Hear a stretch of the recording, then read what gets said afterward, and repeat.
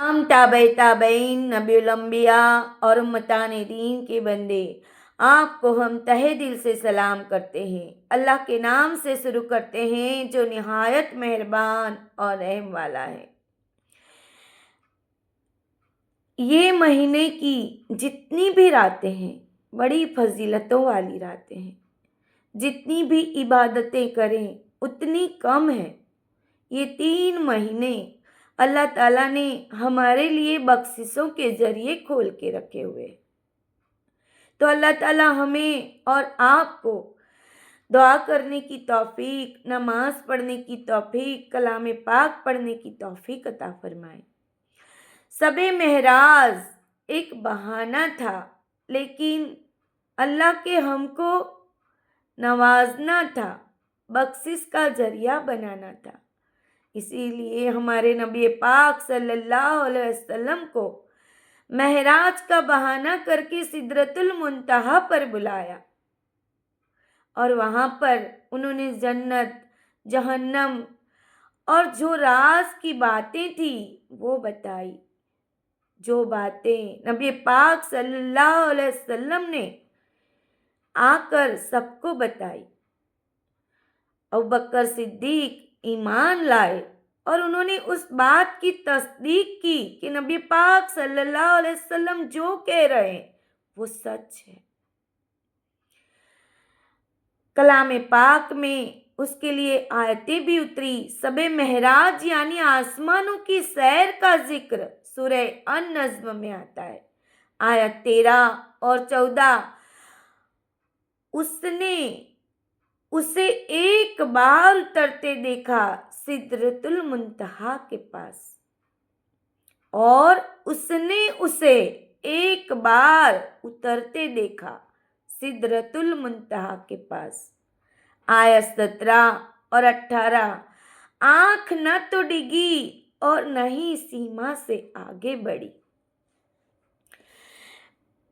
15वां पारा, पाक है वो जात जो अपने बंदे को मस्जिद हराम से मक्का, मस्जिद अक्सा, यरूशलेम तक ले गया, जिसके इर्द गिर्द हमने बरकतें रखी हैं ताकि हम उसे अपनी निशानियां दिखाएं। बेशक वही सब कुछ सुनने वाला और देखने वाला है।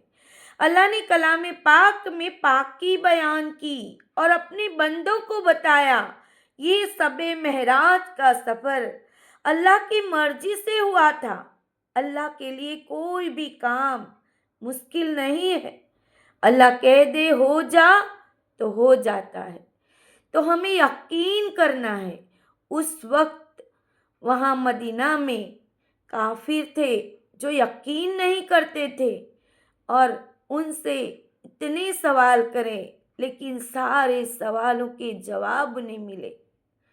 वो मस्जिद अक्सा जहाँ पर नबी पाक सल्लल्लाहु अलैहि वसल्लम नहीं गए थे, लेकिन उसका नक्शा सामने लाके रख दिया और उन्होंने पूरा सब कुछ बयान करके रख दिया और वो काफिर दंग रह गए।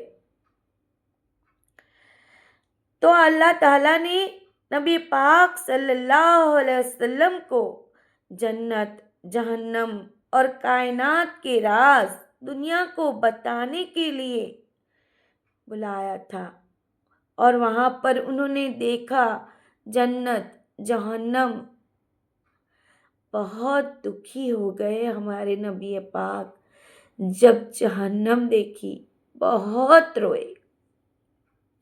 सूरह बकरा आयत 285, रसूल उस पर ईमान लाए जो उसके रब की तरफ से उस पर उतरा और ईमान लाए। सूरह बकरा आयत 286, अल्लाह किसी जान पर उसकी ताकत से ज़्यादा बोझ नहीं डालता। नबी पाक सल्लल्लाहु अलैहि वसल्लम ने